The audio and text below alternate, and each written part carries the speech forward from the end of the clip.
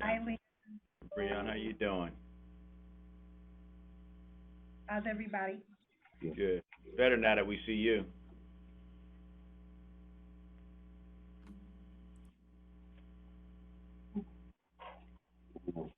This winter storm gale was no joke in the rest of the country.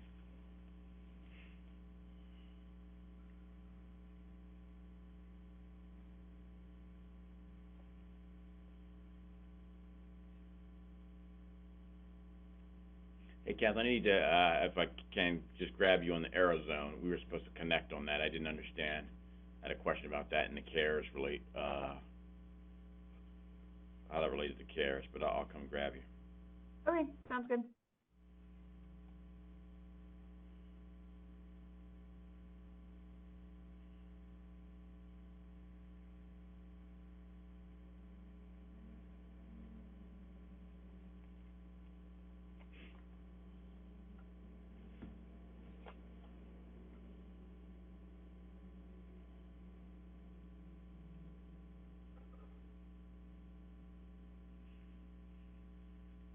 Morning.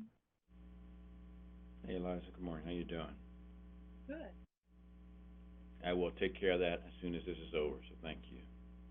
Yeah. You say I asked for something and I'm not getting back to you. I hear you. I saw it in your note. You didn't even have to say it. You didn't have to You, say you know me too well.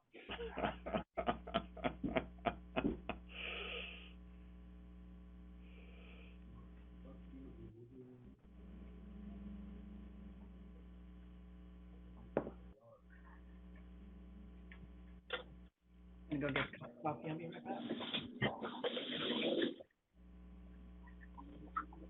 Mr. Thomas, good morning. Good morning, sir. How you doing? Well, and yourself? Good. Can't complain about a thing. Thank you again for continuing to give us very good minutes. Appreciate pleasure. that.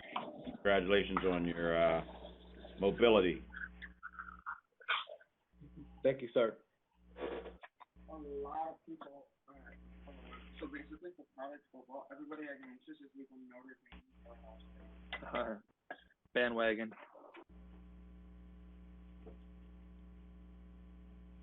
Did you guys hear me on that, Ted? I'm just checking in. I'm saying I'm Yeah, here. we heard some background noise. Someone telling you to work harder. I did hear that, but we hear your voice now. That was a joke, David. Right. Okay, so we've got. Do we have all the commission members RSVP? Yes, Cardi. Do you know? We've got 3, so we're just waiting for Alex, and who's back, and Lenore. And Ted, I'm working from home. I had a plumbing issue today, so I gotta deal with some stuff. So I'm gonna be on probably with just audio for most of it, but I'm gonna get to a part of my house where we can be a little quieter. Okay, all right, no worries. I know the issue. I had a gas leak 2 weeks ago. Scary moment. COVID's testing. Remember when we just took time off as opposed to doing all our work while we're dealing with those things? There was an easier way to do this stuff. No question. Oh, poor David. That's how it goes. Yeah. So are we live now, Cardi? Okay. So it's 10:03. Do we have a quorum? We'll wait one more. Did Director Lockett say she was? Did she RSVP? Yes, Cardi. She did, but Or- also or- I see Melinda Burt on the call too. So we have public safety on the call. So I believe we do have quorum. Okay. Hi, Hey, guys. Ms. This Burt, is yes. Director No, Pelt attending, or are you in his stead today? He is not able to attend. I'm here for him today. Okay, good deal. All right. Thanks. Thank you. Well, good morning, everyone. We'll go ahead and call the meeting to order. Hope that everybody is well. Everybody looks well. For those I can see, we got a lot of folks showing just their names this morning. so we will, if, for the commission members, if you'll take a moment to review the minutes,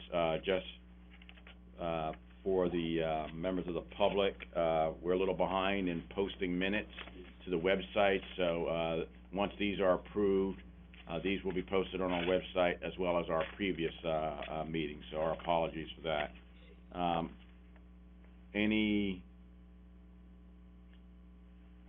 So I'll give you a minute to review the, minutes that, Ms. Morales sent out, earlier this morning. We have a participant on the phone. Could you please identify yourself? It's a 465 number. That is Lindy. That I'm calling in for the audio. Thank you. Okay, I see Director Lockett has joined us, so please, Mr. Thomas, reflect her presence in the minutes, so we have a full commission meeting represented today. Good morning, Director Lockett. Okay, would entertain, I'll make a motion, I know usually I delegate that, but since I boned up on my Robert's Rules of Orders, I'm allowed to, make a motion for the minutes to be approved, unless Second, David. Second. Any changes or modifications or discussion? Okay, all in favor? Aye. Aye. Hi. Okay, so I heard Director Lockett, I heard Director Burt, Carter, Drucker, and, Merriman. So, Ms. Morales, minutes are approved, as presented. So thanks again, Mr. Thomas, for your great work in putting those together. Quick update on progress to date. We have not received any emails as of yet from members of the public to the Equity Commission, but we continue to encourage those. Now I think about it, is Executive Budish on? Don't see him. Do you see him? Okay. We want to give him an opportunity to welcome everybody.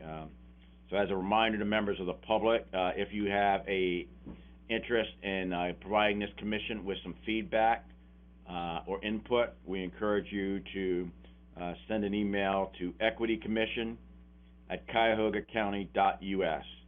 That's all lowercase, and we welcome those comments and look forward to those as we move forward. You know, gang, we're hitting the home stretch here, which is hard to believe how quickly this fall has gone, but really, really encouraged by the work of this commission as well as all of our pilot agencies. I feel very good about how things are moving forward, and so you'll hear some of that progress, and I think we're going to have an excellent report to submit to council at the end of January, and we are tracking to have a complete report submitted. We are asking each pilot agencies to submit their draft by January 8th to Ms. Morales. She and I have met with each of the pilot agencies just to do a check-in and see where they are at, any issues, how they'd like to structure. We are also going to just send out a draft template for agencies to work from, just to kind of kickstart your efforts. And then we'll use, and I'll go through the timeline that we've developed on this call so that people have a sense of the toll gates. And then you can provide us any feedback, and then we'll send that out in final form by the end of the week. So let me now turn to any remarks from each of the commission members. Director Lockett, we always save you to last, so I'll start with you since any general comments you'd like to make. Director, no, thank you for the opportunity. We're just working to complete our report. No doubt about it. Thank you very much. Director Burt. No comments at this time. Just letting you know that Alex did start to ease back in this week after being out on leave, so I assume he'll be up and running in time for the next meeting. And then I also just had a question. Is the disparity study going to be a topic of today's meeting? Yes, it Okay. sure will. All right. Thank you. That's the next agenda item, so thank you, Director Burt. And it's good to hear Director Pelham back on some of these calls. So glad he's recovered. Director Drucker. Any general comments? Just a couple of remarks. I really would like to thank the the individuals and members of the committee who are participating in this. It's moving along with all due speed, and I would like to thank everybody for their efforts. I'm really looking forward to some of the results and moving forward on this. And I can report that we are moving forward. Human Resources is moving forward on the projects that we spoke about the last meeting and the meeting before. Okay. Thank you. Those are some exciting initiatives that you'll be able to talk more about in the January meetings. Yes. Director Merriman, if you have an opportunity with anything you'd like to share, or Dr. Harris, or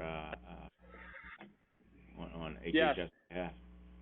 I would say that Ted, I want to reflect on the fact that most of these calls we have Leon and Sabrina join, and I'd like to just acknowledge every couple weeks around the same timeline that we have these calls, we spend the morning with public health, the city and the county, talking about how we're doing in our response to COVID. And I got to tell you, at this morning's call, there was some very raw emotion expressed by public health leadership, really by Terry, talking about just how difficult it is to see the number of deaths due to COVID.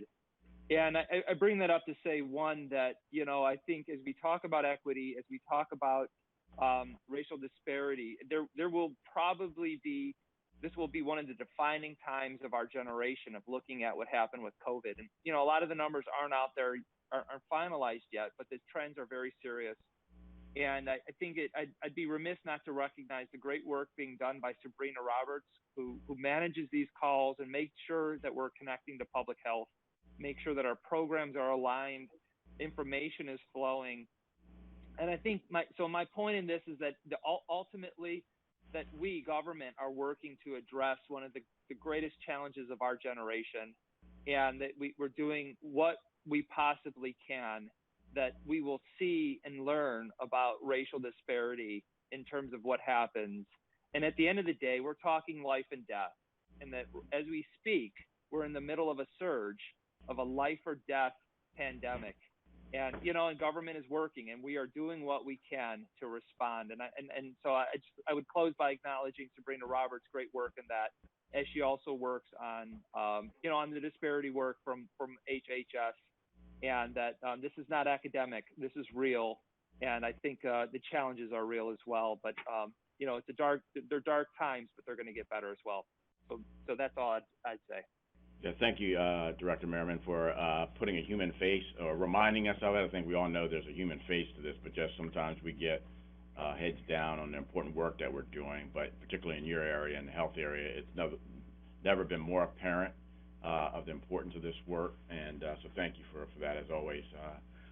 In that vein, I just add from a business standpoint, which is what my office is responsible for. We are going to conclude the week with another successful round of small business support across the county. Over 400 businesses and restaurants will receive these emergency grants that will sustain these businesses over the next several months. We have really, again, implemented this with an intentional eye toward geographic, ethnic, and racial diversity, and we've accomplished that working with our partners at CNP and Destination Cleveland with respect to the restaurants. So again, none of this work is academic or theoretical. It really has a daily impact, and that's why we all work so hard and are so committed. So while our report will be on paper in 45 days, the implementation of it will impact our residents who we all serve. So thank you for that prompt, Director. Ted, if I could just say one other point on that, if I could piggyback on it. One of the great interventions DHHS has partnered on and led has been a COVID discharge hotel, where we've had a place for people to go when they don't have a home to return to and are infectious. I just want to acknowledge Mike Foley and Melissa Sirak. They have sort of managed this intervention, and I bring it up because there is a minority-owned business that, frankly, they have been heroes in my book. That this woman her first name is Twanda. her last name escapes me. She's a minority-owned business that is on site at this hotel every single day, and she's setting up her business. There's another minority-owned business that provides security, and at the end of the day, these groups, these business entities, are providing a government service, and I really hope, and I work with Sabrina on this. I hope we are able to support them as businesses moving forward, as they have supported the community. Because you've done a great job, Ted, recognizing time and again how, the work of government is to be both a service provider to residents, but also the businesses. And I really hope that this time we've been able to do that. Yes, sir. Thank you very much. I'd be interested, Director Merriman, in learning more about that business, so please put us in touch. So with that, okay, thank you very much. Commission members, I'm going to move to the next agenda item. We were asked by the county executive to review the recommendations of the disparity study. We sent that out to each of you over the last, since the last meeting. The recommendations are pretty straightforward. So I will turn to Director Lockett just to provide a brief summary of them for members of the public, and then we can launch into a discussion. So I've had a chance to talk with most of you about kind of our input and review and what we would suggest to the county exec in that regard. So Director Lockett, just a quick summary, if you would, please. And any comments from your perspective? The recommendations are contained. There were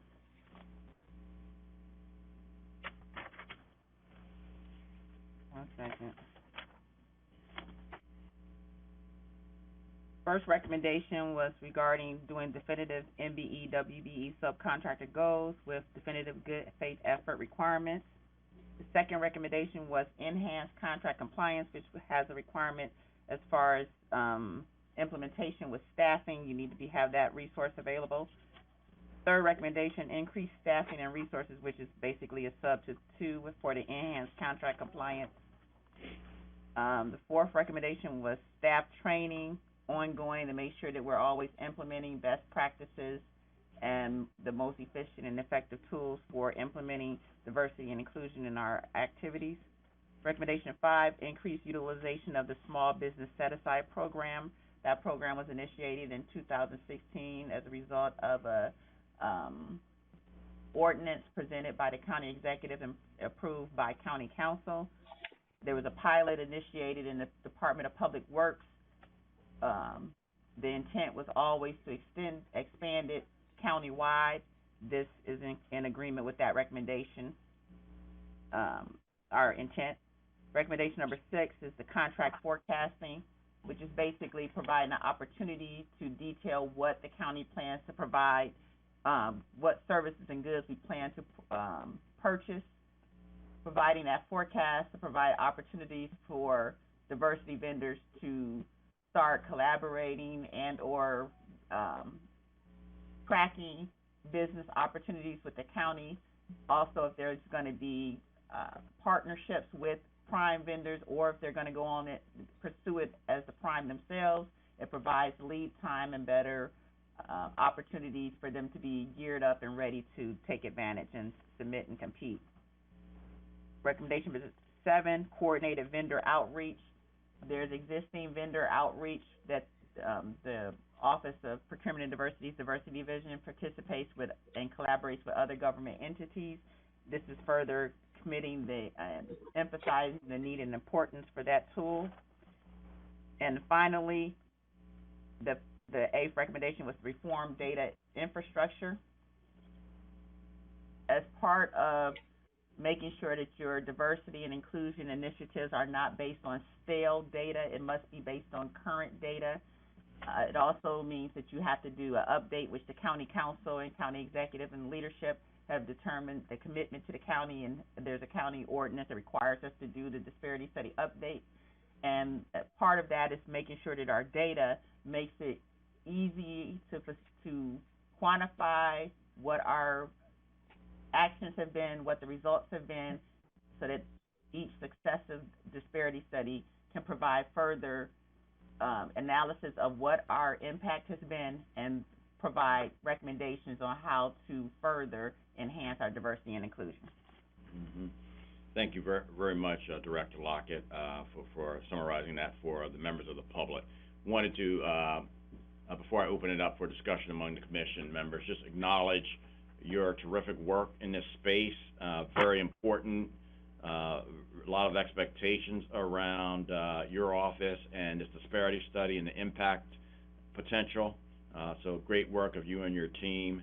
And well, before I continue, I see that the executive has joined us, and just give him an opportunity to welcome everyone and provide any remarks. Good morning, executive. Morning, Director. Good to see you. Good to see everybody. And appreciate again all the work that you're all doing on this very important subject of equity for the county. I don't have to say too much more. I've said the important support that I feel for this group in the past, and I will continue to be supportive and look forward to what comes out of this these meetings.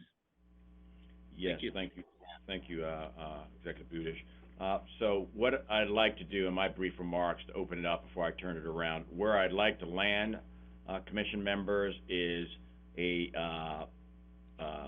approving a formal resolution from this body endorsing these recommendations, which, after my review, make great sense, are very sensible, and really are small steps toward creating a more impactful and robust outcomes in our procurement. In talking with some of you, I know that there are some tactical issues which might need to be addressed that we would work through internally, but want to give each commission member an opportunity to provide their perspective after the review, and then we'll entertain a motion to approve in the context that I've just suggested, unless there's any significant differing points of view on that approach. Hi, this is Director Lockett. Go ahead. Are you opening up? No, go, please, go ahead, Director. I just wanted to thank you for the compliment, but and I accept it because my staff does work hard, but I do want to emphasize, as you're stating, and as the actual equity plan supports, is that it's countywide, and it has to be part of the actual fibers of everything that we do. So while we're an internal service department and we have the diversity component, right now that's staffed with a senior contract compliance officer and 2 contract compliance officers. So while these initiatives we're passionate and ready to go, there is still a limit on the number of resources. So as we've discussed, all of these recommendations are straightforward. There's this tangible, is we can see why they would provide and support diversity and inclusion. There still needs to be assessment, and the rollout has to take into account the resources, time, labor, and it has to be countywide. So even though we implement, the actual users of the goods and services that are going to have the information on the details are departments, so there's going to be a time and resource on their part. There's going to be time and resources as far as even getting the staffing and labor, getting them hired and or geared up and ready to implement the progress. So the passion is there, the fire and the effort is here and ready to go, but there's still going to be that impact of limited resources and time, and yes, then rolling it out. Appreciate your caution there, Director Lockett, and I think in talking with the commission members, everyone recognizes that as a limiting factor and one that needs to be addressed, and you may hear in comments this morning that is a principal concern, and so I think both in the resolution and our conversations with the executive, how we solve for that will determine how successful we are collectively. So it's not just on the Office of Procurement, but each of the departments and how they structure and engage the community around the services they need. So thank you for elevating that as a principal backdrop to these recommendations. So with that, let me just go from the biggest to the smallest with everyone's permission. Director Merriman, your comments and perspective on the disparity study and Yeah, I want to key on two words that you used, Ted, is success and engagement. I think those are well focused words in this case. Lenora and I talk a lot, and I absolutely support the work that she's doing. I think it's essential that she gets the staff that she needs, and ideally she should have them before she starts this work in earnest to be able to get their input, to be able to have them build out the program, and for them to be able to hear like the words and the support from county executive Budish, for them to be a part of this. And so I would just propose that if there's a way to very quickly walk through the process to bring her staff on board, then I think we should do that. If we're going to make this commitment, and if our intent is to be successful and to have earnest engagement of the community. And I, for one, would offer, if there's components of the HR work that HHS and our staff can help out with, Lenora, please don't hesitate to reach out. We have some talent recruitment staff of our own, and if there's any way that we can help you staff up with these positions, you have my full support. I would say the balance of the report recommendations make a lot of sense. This is professional work. This is going to be hard work, and it deserves our attention, and we're committed to it. Thank you, Director Merriman. Let me now turn to the next largest cluster in terms of procurement impact. Director Burke, you seemed anxious to lean into this, so anxious to hear your comments. Thank you, Ted. A lot of them have already been said. I read the executive summary. I was really impressed with the methodology. I was really impressed with the recommendations themselves, but it brought the same question to my mind, which is what resources in terms of the procurement department, what does Lenora have now, and what will it take for her to implement these in a meaningful way? And then also asking, and David, I think, touched on this, what will it take for departments to be able to do their part as well, to be compliant, and also thinking in terms of what all the departments are timing it in such a way that I know there's a lot of stuff going on with ERP right now, so timing it in such a way that we're not competing with what, again, new processes and learning is taking place in departments with regard to a new ERP system. Thank you. Okay, thank you. Okay, next, as we've heard from Director Lockett, we've heard my comments, Director Merriman, Director Drucker, any insights? Yeah, so I join with everyone else with respect to the resources that would be needed and the recommendation of additional staff, and you and I, Director Carter and I, you and I have had a small discussion about that. One of my observations, though, was more tactical with respect to the disaggregation of the contracts. And the more I thought about it, my initial impression was that it would be very difficult to disaggregate some of the contracts. But the more I thought about it, I think it becomes a training opportunity that we need to concentrate on, because there are a number of ways of disaggregating a contract, up to and including having potential vendors disaggregate the contracts into those areas that they subcontract and to whom they subcontract with.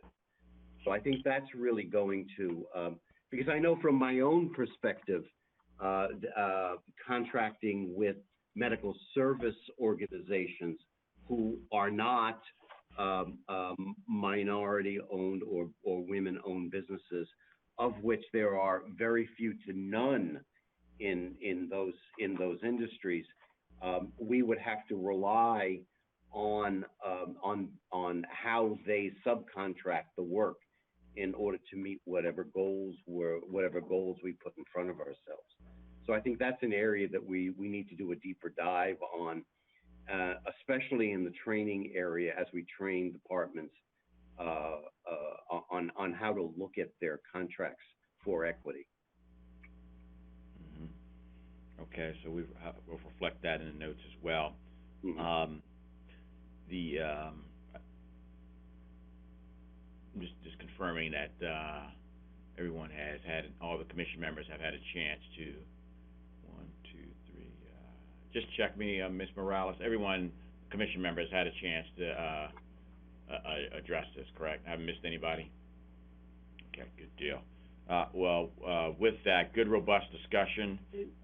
Ted, can I just, I think Jesse raised a really insightful perspective in terms of looking at the tactics.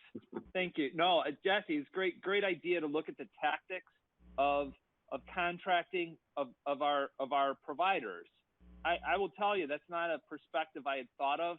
And as we struggle with looking at the disaggregation, as well as an issue where we frequently have nonprofits competing with for-profits, it becomes difficult for us to be able to have a level playing field when nonprofits and for-profits have very, very different business structures.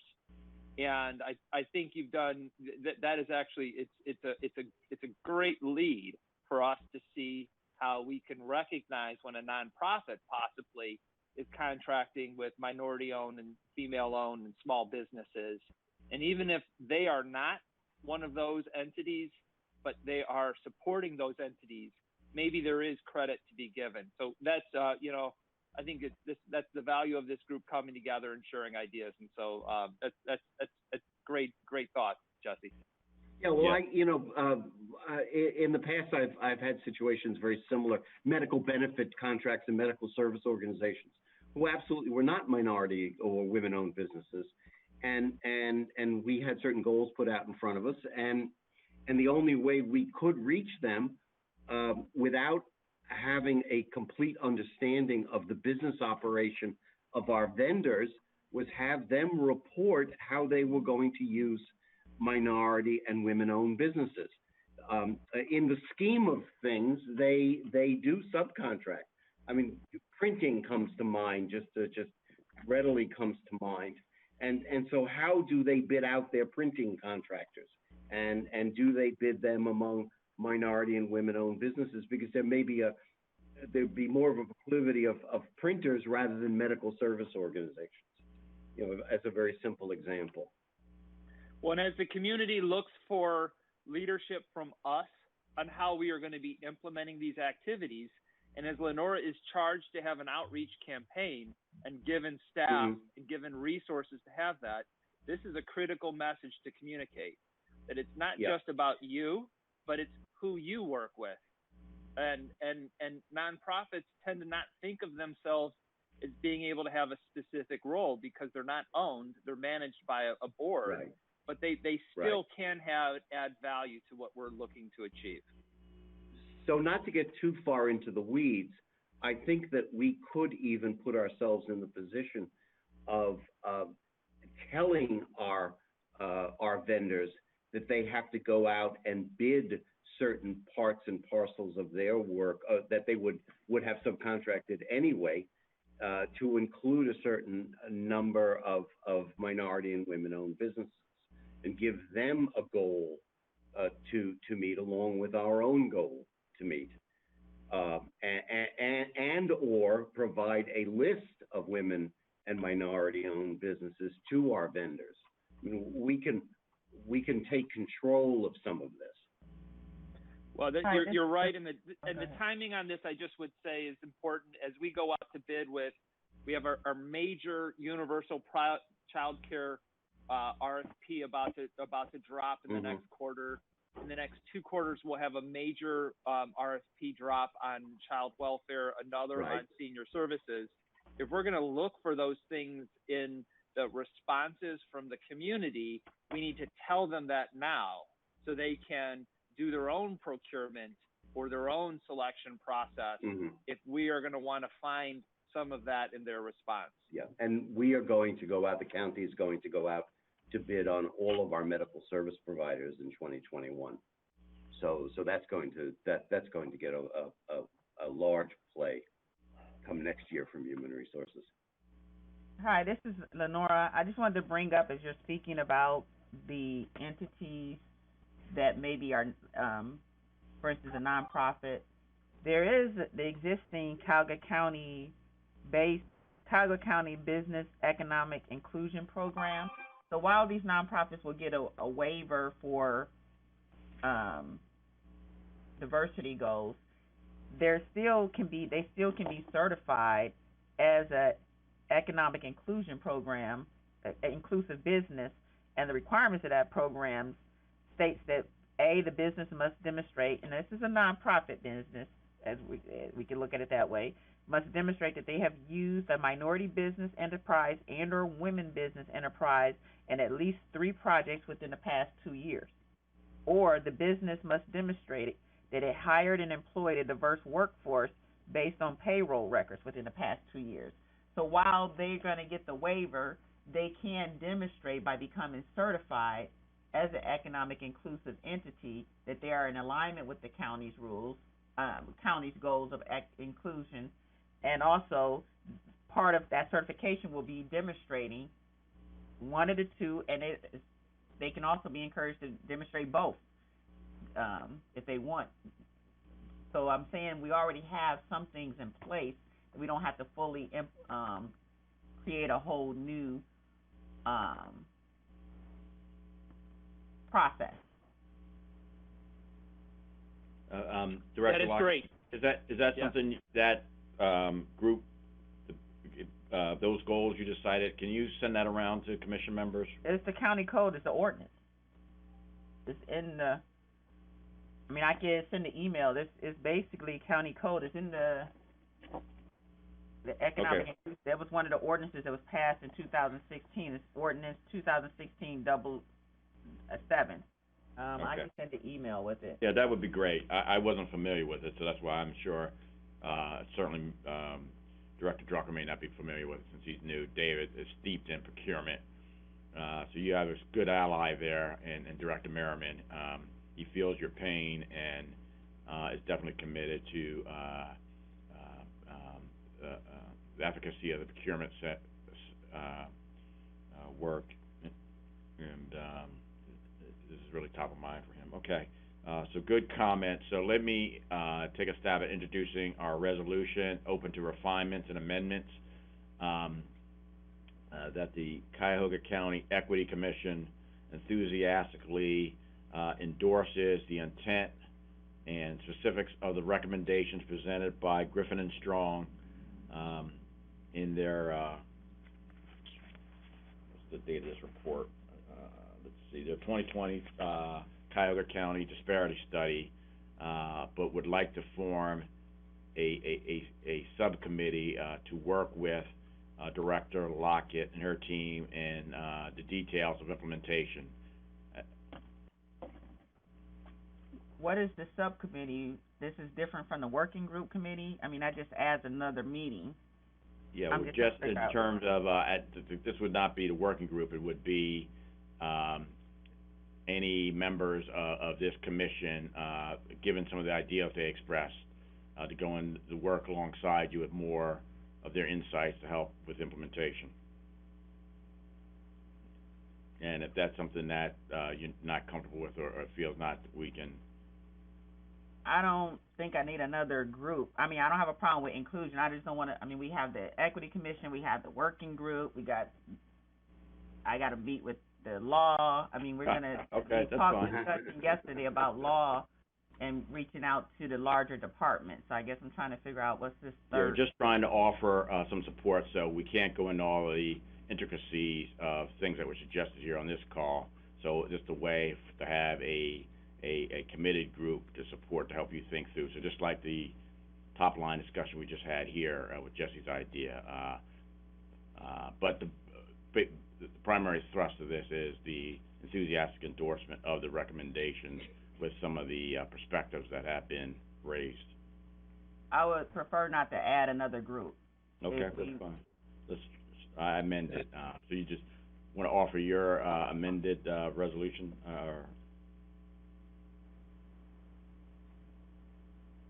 If the resolution is for the equity commission to, I believe, was to support the recommendations, that's fine. Okay. I second the recommendation. Second, okay. Any other discussion, comments, input? Okay, all in favor? Aye. Aye. Okay, thank you very much. So we'll formalize that resolution, transmit that to the county executive. And any help you need from, I know I speak for everybody, Lenora, we're your partners and want to be as helpful without adding burden to you. Let us know, please. Okay, thank you. Okay, going to the next agenda item, getting updates from the working group. I think we're going to turn to Catherine Tkachuk. Chief Tkachuk. I had it down, Catherine. I should just stick to Catherine. Still got a ways to go, Ted. Catherine works. It really does. Yes, I think we wanted to talk about the scope of work for the racial equity and inclusion training and assistance. So that was attached, Kari sent out. And so I can kind of walk through it. I think the working group approved this going forward as a recommendation to the committee to try and put out an RFP. What's in there is the scope of work. So we'll actually have to put together, work with an OPD buyer to put together a full RFP that includes our all of the language that goes in here. So this was just really focusing on the scope of work. And we covered some different areas in it. So the first one is for looking at design, having we set this up as a person or team could respond to all of these categories or partial. We may end up needing different groups or different folks to do some of these different items in this RFP. So we wanted people to be able to have some flexibility, and for us to have some flexibility, knowing that we want to be able to pick the right person or the right group or the right organization to do each of these different tasks. So with that, we had the first one is to design and facilitate learning opportunities for senior leadership. So again, these are trainings around structural racism, having some more cultural self-awareness, including understanding bias, how to hold the conversations around race and organizational culture. And then, so this is really looking at, for leadership, if you kind of look through the different ones, how they can be better supportive of racial equity and inclusion throughout the organization. The next one is also looking at implementing trainings and workshops for all of staff. So we know that there are different levels of understanding around the topic around racial equity and inclusion. We want to make sure all staff has a good understanding of what we're discussing. So this is also, we would like to have training, and not just, a single training that everybody goes through, but how do we really set up some sort of regular training so staff can be more knowledgeable about the topics, just like we have to do ethics training on a yearly basis or some of those things, we should also be considering racial equity and inclusion as part of our ongoing training efforts. The next one is an ongoing professional development program for department heads and other leaders. So this may be some targeted training. Again, each department head is also going to have some different things that they deal with around racial equity and inclusion. For example, Ted talking about, how to support businesses, or Lenora talking about, the contracting. There may be some different things, and that may be different than what David needs over at HHS, where a lot of the direct services are going to residents and people of color. So there's a lot of different pieces that we want to be able to have department heads know about. So this could be some targeted training and ongoing professional development on the topic. Again, the next category is that one-on-one diversity, equity, and inclusion coaching for the executive team. So this one, we don't know. Some of these we also have to look into what folks are able to provide. That may not be something that we necessarily always get a response to, but we wanted to have different categories that people can respond to, and then we can look at how we want to award. Then we had to provide the train the trainer program to create an ambassador program. So again, knowing this is something we want, it's not a one and done training. How can we also have our own staff trained to hold some of these trainings in-house instead of always having to go out of house for it? And then execute a training and education strategy to increase awareness, knowledge, and skills of our staff, and boards and commissions as it pertains to diversity, equity, and inclusion. I think that's pretty self-explanatory. Then we had an employee survey and analysis of the results. So we want to know where are our employees in terms of their knowledge, their thoughts on this, so that we can also be able to better provide trainings and different support to our employees. And then finally, just evaluating the efficacy of trainings and the progress of this initiative. So we always want to make sure that what we're doing is effective. So we want to include that in what we are doing. So that was that's slightly detailed, but that was the overall of the scope of the RFI that we wanted, or the RFP that we wanted to do around racial equity and inclusion. And that was what the working group recommended bring forward to this group for approval. And then we would go out with an RFP early next year to try and select folks to be able to provide these things. No, thank you very much, Catherine. That was very helpful, and I think for members of the public who don't have the benefit of seeing the actual document, that overview provides the core content of what the scope of services for training would look like for any RFP. And I might note, since this has been raised in the last discussion around disparity, that the county executive did introduce a funding request for the equity work in the 2021 budget, $500,000, which was approved by county council. So there will be resources that this commission will have to opine on and give the county executive our point of view on how that money might be spent. So certainly this is an important element that I think there's strong energy at the working group level to support in our work in 2021 across the county. And so just mention as a point of reference as we think about that pool of money and resources for various needs. Catherine, so on behalf of the working group, you're presenting this as a formal recommendation that you're looking for action today. Yes. Okay, thank you very much for your great work and for that of your committee. We'll entertain a recommendation for supporting this. I think it makes great sense, I think it has the right focus, and getting an RFP out early next year I think will be an important step and commitment both to our employees across the county and to the residents that we are, moving forward aggressively with this work. We'll make a resolution to formally adopt a recommendation of the working group to, one, develop an RFP early in January with this scope of services that's been presented. All in favor? Aye. Aye. Okay. Aye. Aye. Well, I missed the discussion part, so I apologize for that. So any comments? We can still go out of order here. Any comments or remarks on the scope of services as presented? Okay, great work, Catherine. So that has been formally adopted by the commission, and we will transmit a formal recommendation along with our endorsement of the disparity recommendations. Now we're getting into some meat here. Catherine, you also wanted to provide, I think, an update on the GARE membership as well? Yes, so we did submit our application, as I mentioned, I think previously, and we are still waiting on it. As you can probably imagine, with everything this year, they have been sort of inundated with applications from various government agencies. So I did send a follow-up, and they're just working through trying to review all those applications. And once I hear back from them, we will be official members and get that all set up. What they did send us is there are some drop-in hours for the Midwest region. So I'm going to send out when the next one's going to occur to this committee and folks. So they invited us to be able to drop into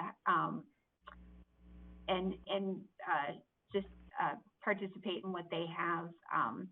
Their drop-in hours they're intended for an informal space for conversations for new members to connect with those who've been part of GARE and to build the regional network. So we'll be part of the Midwest region, and I'll get that out to this group as well. So if people want to be able to attend a drop-in session, then they can do that.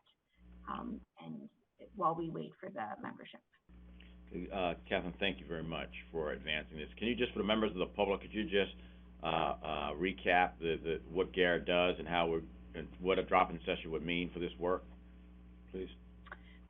Sure. So it's the Government Alliance on Racial Equity. And again, what they do is trying to support government organizations on their journey through looking at racial equity and inclusion. They provide tools, they provide that the members can use to do assessments, to talk about how to start this work. They specifically outline why it's important to start equity conversations around race, why they think that's the right place to start. There's obviously a lot of dimensions to equity, but why racial equity is the important one to start with. They also are a way for groups to get together and network with other government agencies that are working on this topic to provide best practices, to just help answer questions and continue to support each other as you're going forward through this work.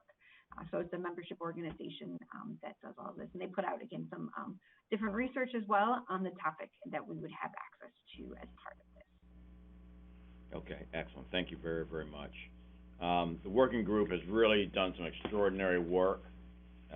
Ms. Morales has been working with them diligently and doing a great job in leading and engaging our cross-functional group of county professionals that is really the underpinning to this commission. And so in the next meeting, we'll put up a full roster of members of that county working group. Ms. Roberts and Mr. Harris are both members of that working group, as is Catherine. I'm trying to see who else on the call. But there's about 20 members who are assigned or have volunteered their time and energy to advance this work, in addition to their day-to-day responsibilities. And so the work of this commission cannot move forward without the active engagement of that group. So all of the commission members have participated in those working group meetings, but they're the heart and soul of our work. So thank you very much to all of the working group members. In that vein, the working group has also put forward an additional recommendation, which I personally endorse, and it really aligns with the recommendation that was just approved with respect to the need for training to advance this work. And so much of this work, while it's not spoken to in the original resolution, is about the culture of our county government and how that culture is embedded in how we execute our work on behalf of our residents. And so given that culture falls into the realm of human resources, although the Human Resources Agency was not a initial pilot, the majority of working group members are recommending to the commission that human resources be added as a fifth pilot to our work, and that their efforts would also be reflected in our January 34th submission to County Council. So we'd like to open that up for discussion or comment before we entertain a formal motion. Director Carter, this is Lindy, can you list off again who are the other four pilot agencies? Sure. It was actually 4+1. So it's my department, the Office of Procurement and Diversity, Health and Human Services, and I always forget Public Safety and Justice. No, I'm missing one. What's the fourth one, Ms. Morales? I always forget that last one. It's OMG. Did you already mention Public Works? No, Public Works, yes, thank you. Public Works is the fourth pilot agency. So, but the 4+1, the tandem agency, is the Workforce Development Board, and we asked them to be part of our work because they had kind of preceded this effort with the adoption of their new strategic plan, and had already launched in January, and because the attainment of jobs, given our unemployment and poverty rates, is such a key part of this, the economic dimension of these racial disparities, and so they are working in tandem with us. The other reason for that is that they are a joint city-county agency, so the county doesn't fully oversee the work of the Workforce Development Board, but intersects with David's office in a big way, my office significantly, and so they are while they're not an official pilot agency, they're running alongside us and have the consent of the city to do that. And Okay, so that's Ohio Means Job. Is that what? Yes. Is that what? Yes. Okay. All right. So that's including Ohio Means Jobs. That's 5 plus, and then the request to add HR. Correct? Yes. Yes. Okay. Correct. Thank you. Thank you. Yep. Any other questions, comments, discussion? Okay, we'll entertain a motion to adopt as presented the recommendation that the Department of Human Resources be added as a pilot agency. And before we vote, Director Drucker, any comment by you or reaction? No, you and I have talked about it, and I said that we would be willing to participate. I do think, however, that it might be beneficial if you just lay out for the rest of the group some of the things that we'd be looking for. Yes.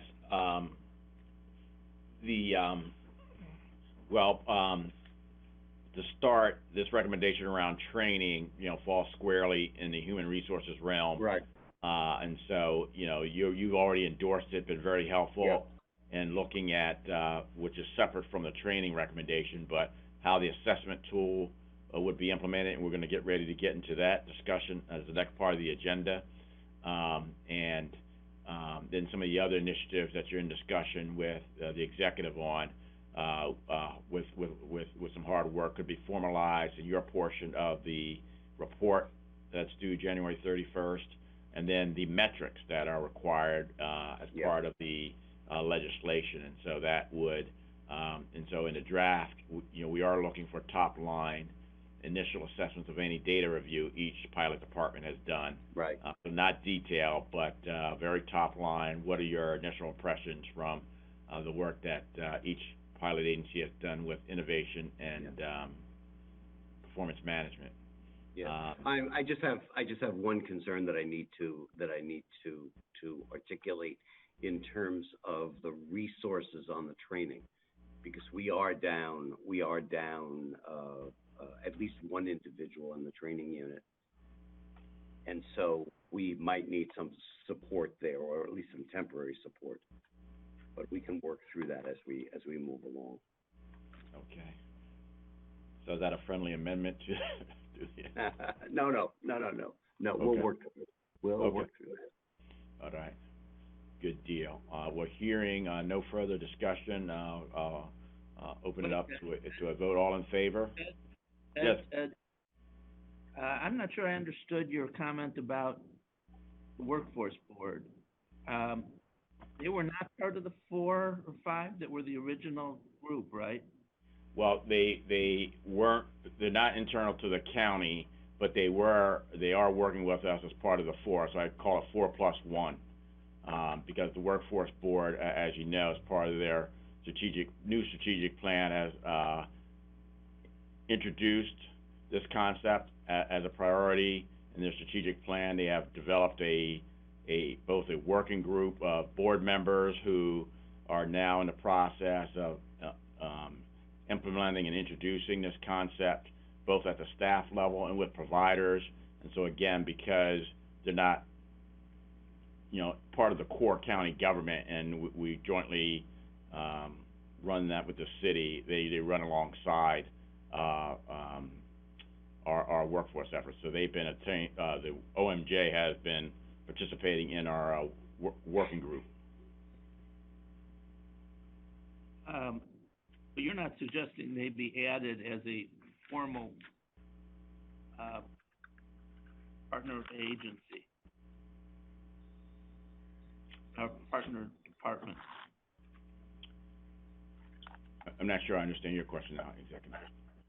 Not sure what you work with a lot of groups on equity. You work with, the GCP. You work with, I could go through 10 groups that you're working with. They're not all. You work with them. I'm not sure what the difference is between the workforce board and other groups, outside groups that you work with on equity? Yeah, I would say in this instance, there are government agencies that intersect at a tactical level, not only with the Department of Development, but also HHS. Because they are so prominent in our strategy, the county strategy to achieve equity and job placement, when we talked about this at the beginning, we talked about the 4 agencies, and this agency being a tandem agency that is important to this work. And you're right, we do work with those. You work with a lot of groups. I mean, there's minority advocacy groups all over the field. I'm just not sure what the role is that's different about the workforce board. And as I recall, this group was established by ordinance, and I assume you're not suggesting that the ordinance be amended. No, this is more of an alignment issue that is,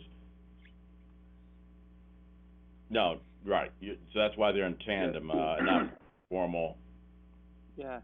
Can I jump in as well? Sure. I agree with Ted's proposal. As Ted and I are both board members, as we've both guided the Workforce Development Board formally to adopt, a vision statement that explicitly calls out addressing racial disparity. I think it's a time in which the intersection between the work that we're doing on this Equity Commission and the work that we do on that board is, I think alignment is almost an underplay.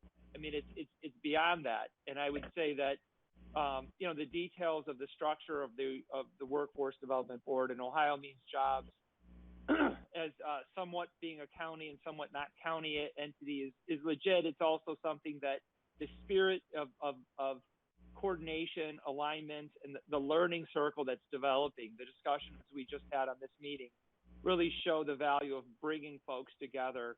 And I know that Ted has been doing a lot of work on that point. So I think, there are details to be worked out. It does make sense to me to have them in Ted's structure as the 4+1, to have them recognized and utilized and challenged to move things forward in a successful engagement.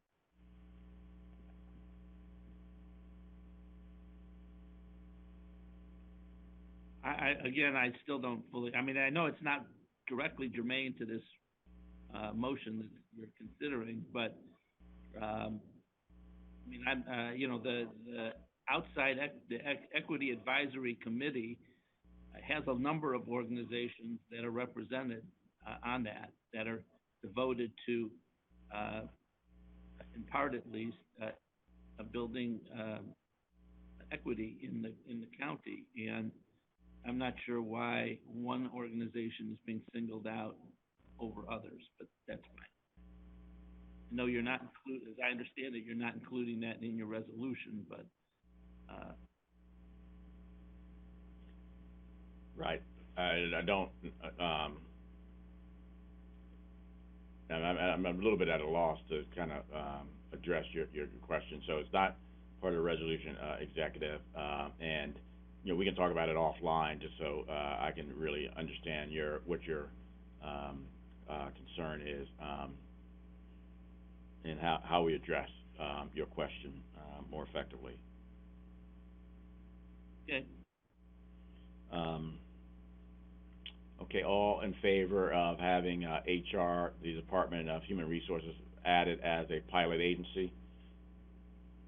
Aye. Aye. Aye. Aye. Aye. Okay. Thank you. So the motion Now, carries. Can I ask you, what is the import of that as compared to the county ordinance that exists? Well, the county ordinance designated almost the entire county government, county executive. And so if you'll recall, when we first sat down to talk about launching this work, we had made the decision to start with some pilot agencies in order to kind of understand the work more fully, create some early templates, and then export this across every county agency. And so we started with a small group, I think, in front of me, 12 or 13 different county dimensions that needed to be addressed. And so we started with the 4 agencies where there are already some initiatives underway, like procurement and diversity, with the disparity study, certainly HHS, which had launched this work in a big way, and then smaller agencies where we could get, have some early successes and wins. So the working group heard that and understood the need to start small and grow outward, but also felt very strongly that in addition to just responding to the data mandate outlined in the ordinance, that directly addressing culture, as you've heard, around gaining a common understanding of language, history, objectives, and implicit and explicit biases that people grapple with in the workplace was important to address, and that we would work in tandem, establishing a safer and more effective space within the county from a cultural standpoint, but also address and analyze the data that's outlined in the ordinance, and to deal with those in tandem. And so the working group, I would say, it was a consensus recommendation, a lot of energy by members of the working group. Felt that HR really, that's their mandate. That's what they do, is help create culture, and are responsible for the health, morale, and welfare of county employees. And so this would be better suited than for Ms. Morales and I to try to lead and guide that work with interested members of the working group, that HR should take on that responsibility fully. And so rather than delay their, Okay. does that make All sense, right. sir? Yeah, we can talk about my question later. Okay. Hardly. All right. Okay. Go down to, let's see here, agenda item C, which are the assessments. So we've had at the working group level a lot of discussion around what the assessment tool might look like. And so, Ms. Morales, do you mind, since you've been deeply involved in this, kind of walking us through these points, the questions from the working group, and then what direction you're looking from the commission? Sure. So the last working group meeting last week, and actually for the last 3 or 4 meetings, topics of conversation have really been around the assessment tool for next year, looking at benchmarks, evaluation. As we're thinking about next steps, there's still a lot of questions of what the end goal is. What do we want to accomplish with the questions we ask? What sort of directives are we getting from, the council, the equity commission? There's also these questions around the internal and external factors. Are we looking at our internal culture here as staff? Are we also looking at our services? So looking at priorities and goals, I think there's just a lot of questions. And for the working group, we would love to hear where the equity commission stands in regards to their vision for this. And I invite others on the call who attended the working group meeting last week to jump in if needed.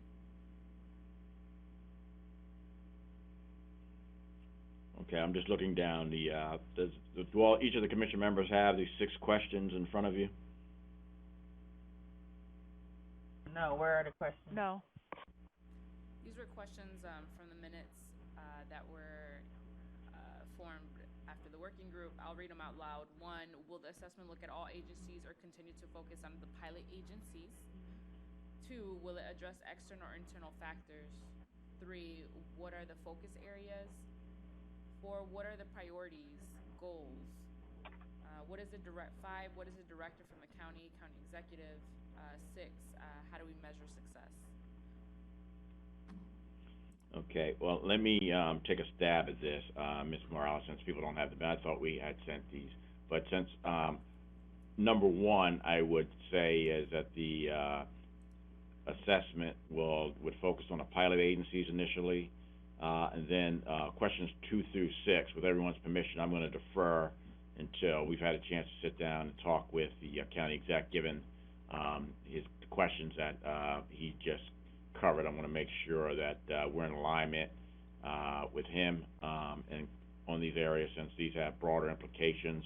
So I think I can say comfortably that the pilot agencies will be the focus, and then questions 2 through 6 will defer until the January meeting, or we'll send out a note with some guidance if this is relevant to any dimension of your report, or the pilot agency reports. Does that make sense to the other commissioners?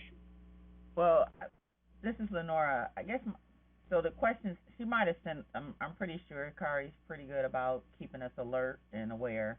So I'm sure I probably missed it in one of the many communications. She does a great job of sending out information and keeping things on track. But my question on the how long, it was more specifically, we have this first report coming up due January, and that was the pilot group, which we've added today. So there's that report. Is that extending to the next report that's going to be due the following January, 2022? I'm not sure. Following the next report would be doing it, and this is not explicit in the ordinance. I mean, they do reference an annual report out, so it would be, yeah, I guess you're right, January 2022 or December of 2021. But the assessment would be to provide a baseline, much like HHS has. I think their assessment tool has, at least a dimension of it, as now complete. And so it would be a baseline that we would build on to guide the implementation work in 2021. So that, I guess, has that been clear to everyone? We've all agreed that the pilot is running a whole nother year. At some point, when do we do the full implementation with all the different entities that are detailed in the actual ordinance for the equity plan? Yeah, that's something that we need to sit down with the county executive and get his guidance on the pace. So we did discuss kind of the pilots with him as we launched this, and the need to kind of take this in bite-sized chunks. So I would envision us having a conversation with him as a commission and getting his guidance and direction on that. I can't speak to that at the moment. Yeah, I agree. I agree with Ted in terms of trying to do this in bite-sized chunks. My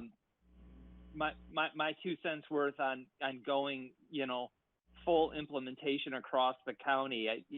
We've talked about this in the past. The context of us implementing major program changes that are really, really complicated and important. Doing that in the midst of COVID and ERP implementation. And I think, I think each of those are multipliers. And, recognizing that some of our sister departments, like the sheriff's office and the jail, and, public works, sewer, and space maintenance groups, they're really, really focused, I think, right now on COVID, rightfully so. And I would propose that if we stick with this pilot strategy, we really focus on standing up with all intensity possible, some changes within the pilot organizations, and then allow those that aren't piloting at this time to follow along, to track us, maybe begin to hear some of our lessons learned, and to be ready for the future. And and I think it's in that spirit of us being out ahead, and being open to, full disclosure, how things are going, that would probably prepare groups that right now are otherwise focused on COVID, or in some cases, not for you, Lenora, because you're also focused on Infor, but other dramatic conflicts of prioritization. And so I think that's my view in summary is let the pilot groups really invest in this over the next year and have everyone else in the county track us to see how it goes, and then prepare for the future. Yeah, I absolutely endorse what David is saying.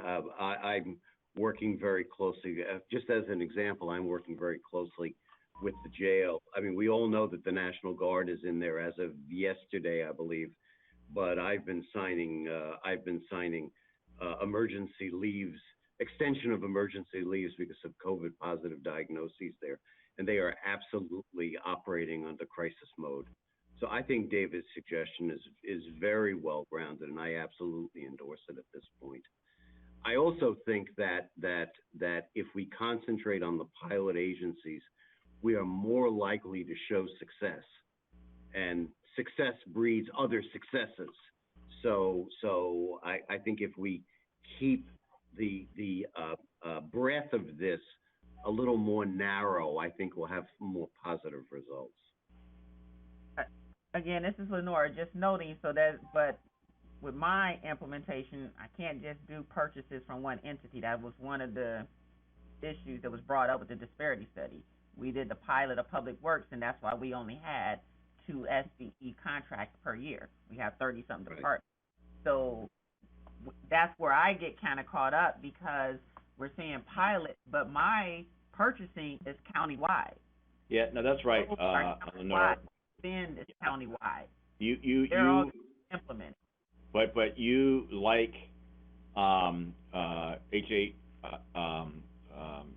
HR, you are a shared service agency that's an enabler. So no one in the county can be successful without the implementation of your work on a pilot basis, just like Director Drucker. So I wouldn't be as concerned about that, and so so you're exactly right the way you framed and are thinking about it, and I think we're on good ground.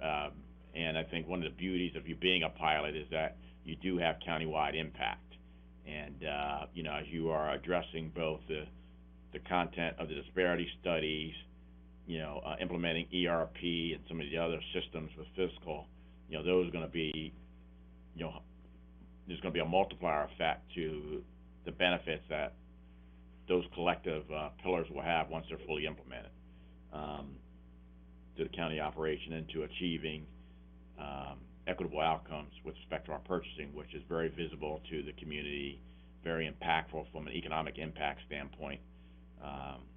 So I think you're in good shape unless you feel differently or have a different perspective.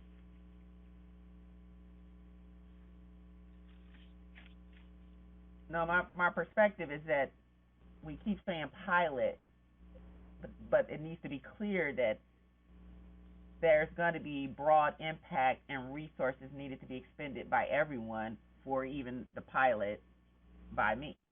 Or the HR, is he just going to survey OPD and the pilot agencies? That's the point I'm making, is that we keep saying pilot as if to say that other entities are immune from an impact. They still are going to be impacted. No, that's correct.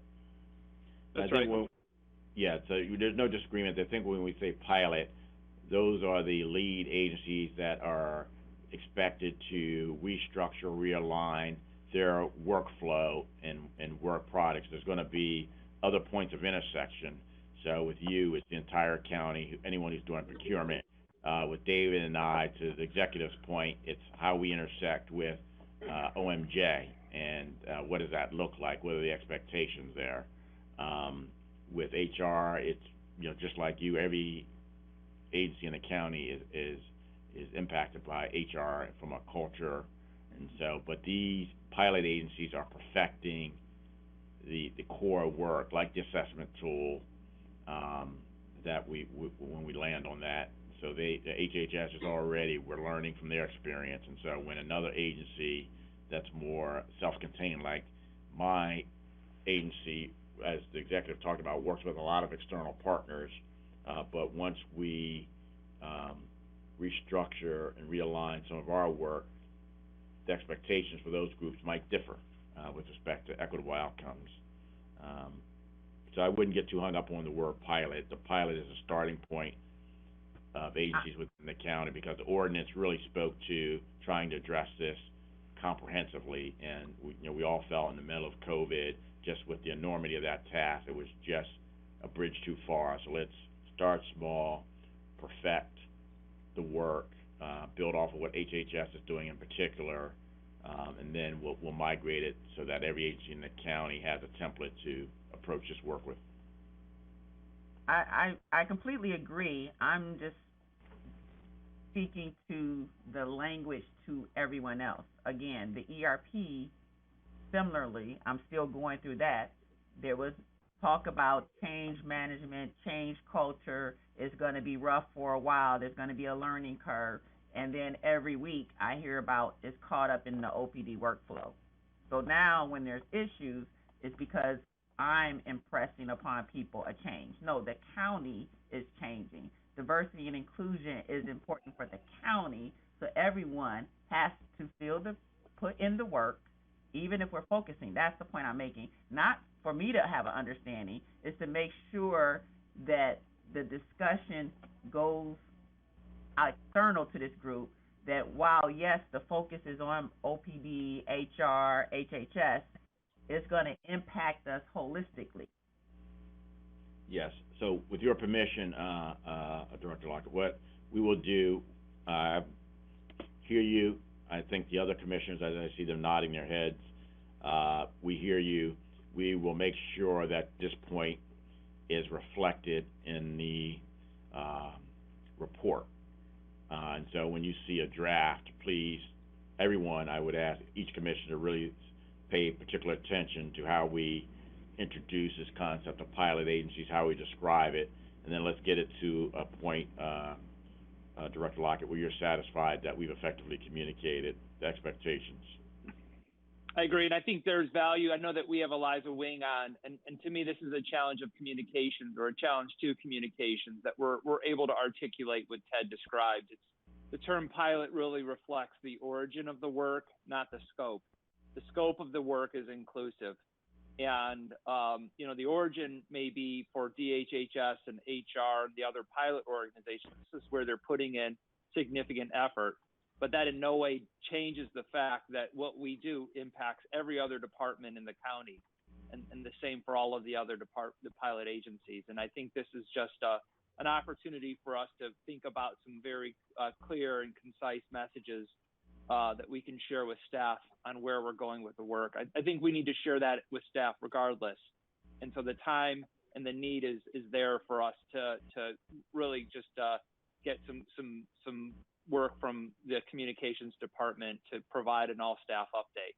And I think that should accomplish, well, I would hope that would accomplish what Lenora is described in terms of perspectives on who's asking who for what. Yep. So two things I've heard just consistently from Director Lockett that we want to be mindful of, and I would ask Ms. Morales and Mr. Thomas to make sure are reflected in both the official minutes as well as the unofficial notes that we're taking, is the need to be clear, maybe even in the report that we submit to council, around how, particularly around the implementation of the contracting or procurement initiatives with respect to disparity, that resources be clarified, as well as the intersectionality, to go back to Councilwoman Brown's word at the beginning of this process, between the work of the pilot agencies and that of the rest of the county. And so those are two things that I think you have really teased out for us that we can address in how we present. So we got about 8 minutes left here. Let me move forward, with your permission, to the next part of the agenda, and what Ms. Morales and I have kind of scoped out in terms of cadence. So what we agreed to as a commission was that we would go monthly until we got to, within sight of the deliverable of getting the report done, and we would, intensify our meeting cadence. So gonna suggest that we do just that. So I'm suggesting, that we schedule 2 meetings in January instead of 1, so that we can finalize the equity report, which is due on the 31st, which is actually a Sunday.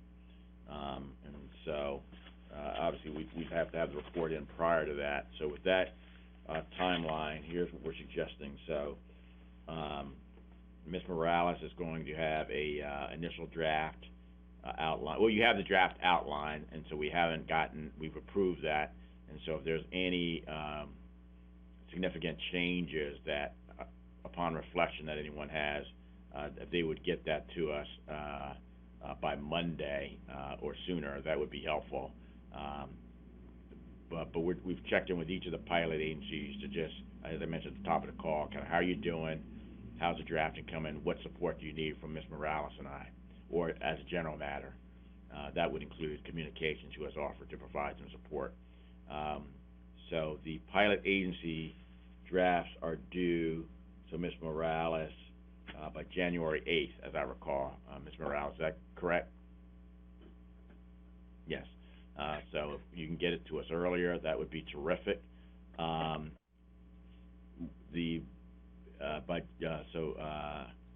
Ms. Morales is gonna have a draft, to, the co-chairs, sometime around the 8th. So we'll have a chance to kind of take a quick peek, refine any major gaps, and then send that draft to the communications team by January 11th.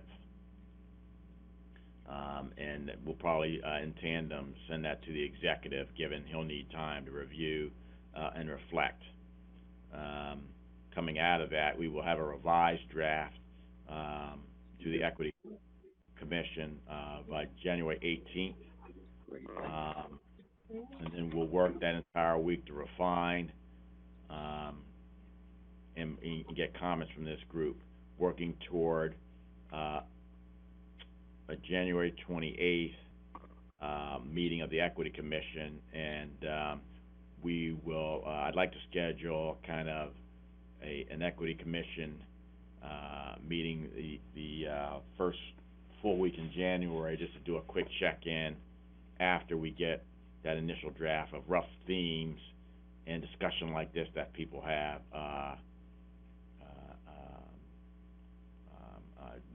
that we can discuss in a public environment, but really work hard towards getting that draft approved on the 28th, which is a Thursday, and then get it transmitted Friday. Ted? Yes. This is Lindy. So the first time can you just clarify, because public safety is not a pilot agency, and I realize some of the other commission members are pilot agencies. So the first time the Equity Commission would see an entire draft would be January 18th? Is that correct? Yes, sometime that week, or if not before. Okay, but at the latest, a draft of the entire report would be distributed to the entire commission, Equity Commission, no later than the 18th? No later than the 18th, yes. Because we Okay. want to give enough time. Again, people are very busy at the beginning of the year, a lot going on. We want to give it the time for reflection and thoughtful input that it deserves, and not rush it. So, any comment, feedback on kind of that approach? Okay, this is Lenora. So you're looking at a draft outline coming out by the end of this week, correct? Just high level, to make sure that you're thinking about it, that you got what you need, you know how you're going to construct your report, and if there's any support that, Kari and I can provide, yes. So if you can get it Monday's fine, but, we're gonna consolidate that into a draft and make sure that the executive sees it next week, again, just so he's locked in and aligned, and that we've got, that he has that we're aligned with him. So we're gonna do that before we break for the holiday. Wait a minute, I'm confused. So I thought the draft that the pilots were submitting was due January 8th. Yes, So, if And you then have you stated that you were doing a template.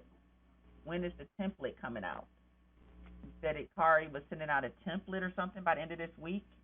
No, I said, we'd like to get from you just a high-level draft outline of, more specific to your department, based on what we've already sent you as to how you're going to approach your agency's draft, just so that we have a general sense of what direction, what you're gonna include in your report, and then the full draft will be due to, Kari on the 8th of January. So a fully written, and so we've got to figure out how many pages each agency should be, and so that's the template that I was referring to, that we'll try to send out before we break for the holiday next week. And some of that would be guided by, you know. So in our case, I sent you a draft of what we did last year. Do I have to come up with another one? Because again, like you're stating, we're dealing with staffing time and in the midst of the end of the year, beginning of the year. So that's your, equity report that you, yeah. that's referring to. Okay, let Kari and I just take another look at that. We haven't looked at it together, but you certainly did send it to us. That's the one you send to council every year that you want to use as your. That is our equity report. Those are the things that we're tracking. Yeah. Okay. So we'll circle back with you on that. So there's not a template coming out that we can use before you want the draft. This is Scotty. No, the template would be after that, right? So we just want a draft outline so you've got the full outline for the entire report, for each agency. How are you thinking about, so in your instance, you're using something that you've already used for the last several years as yours, and so HHS may have something different given they're a different agency, significantly bigger, and so we just wanted to get a sense so we're not waiting until January to have these discussions and just do a check-in and see where people are. Public Works, as I recall, when we met with them, they really hadn't started, so we just didn't want to be as helpful as we can with some primer thoughts on structure if people are unclear, given other demands of how it should be approached, and then we want to make sure we have consistency across agencies as well in the report. So that's the other objective here. Okay, so, well, go ahead. Somebody else had a question. Well, this is Lindy. I would think providing a template to the pilot agencies as soon as possible would help prevent a lot of work on the back end. And if you get different versions, things that look different in terms, does everybody know what the format is and what the content should be? Well, yeah, we had an outline, so that's what I'm trying to figure out, if the outline is not the template, because again, we have data that we've been tracking, and then we're going to massage it to fit into this outline. But if there's a template and some other stuff that's going on, I guess I need to know. Okay, so what we'll do, Lenore and Lindy, is just let Kari and I get together and get, we'll look at yours first, specific to your department, and see how that, and then put offer a template. So the template doesn't tell you how to write it, it just is some guidepost, structure, so we have consistency across the report. We don't have now 5 different versions that we've got to integrate and reconcile, so, but the general structure is out. We approved that in a previous meeting. Right, so I've been using that as my quasi-template. You're right. Okay. I don't expect the template to give me guidelines, but if we're going to be putting things in the sections, I'm using the template, but as you stated, I've been collecting data and operating, so what I operate and have been collecting will be put into the format that you're asking for. So yeah, bingo. There's no creation. I guess I'm not understanding why I need to do another one before the draft on the 8th. Okay, well, let us look at, you may not have to, let's look at what you've used previously, and basically we wanted to just make sure that it sounds like everyone is focused on this, not leaving it to the last minute, and just, do you have a general idea of your approach and content? Okay, so let me, since we're at overtime here, does that timeline sound, any questions or reactions to the timeline? This is Lenore again. If we're meeting on January 28th, can the other meeting be on the 14th after we've been able to put resources to make sure that full week back with everyone returning from vacation, Board of Controls resuming, County Council resuming, that full week can be allocated to whatever we need to do as far as beginning of the year and making sure by the 8th we can submit our draft so that even if we submit it and share it with everyone in the group so that when we meet on the 14th, we've seen other people's reports or could have some type of discussion before the 14th, even though I know you said you're going to have it go to communication and Armin on the 11th. That can be done concurrently during that week when we meet on the 14th. I don't see adding, it would be difficult for me to add a meeting that first week of everyone coming back. That's fine. That's a good call. I'm good with that if the other commissioners are. I think that makes sense. I concur. Yeah, so I'll remind people when we started this, we said this would be an iterative process. So I see Lindy's thumbs up. Okay, last thing before we break. So we'll summarize this and get one document out to everybody so that it's clear on kind of our suggested next steps here. I would just ask, particularly for the commission members, just as a point of Zoom etiquette, particularly for members of the public, that if you are a commission member, please make every attempt to be visible on these calls versus using a landline or a dial-in number unless absolutely necessary. It's just helpful for people to see reactions, engagement as part of these public meetings. And if you have any issues, please reach out to Kari or myself in advance, and we'll work through any technology challenges, which we've had. Would much appreciate that. Just also a reminder that there's a Citizens Advisory Council meeting today from 3 to 5 p.m. The link can be found on the Boards and Commissions page, so please try and watch those. Have been very good discussions, lengthy, but really the CAC is really digging into the work and spending an enormous amount of time kind of working through these issues just like we are, and so really appreciate their time, and so that's if you can make that, please do. Kari, anything else we've missed? No, okay, okay, good deal. Well, thank you everybody for your time. Have a terrific holiday, and we'll see you in January. Thanks for your commitment and hard work. Thank you, Ted. Thank you. Thanks, Ted. Bye, Davis.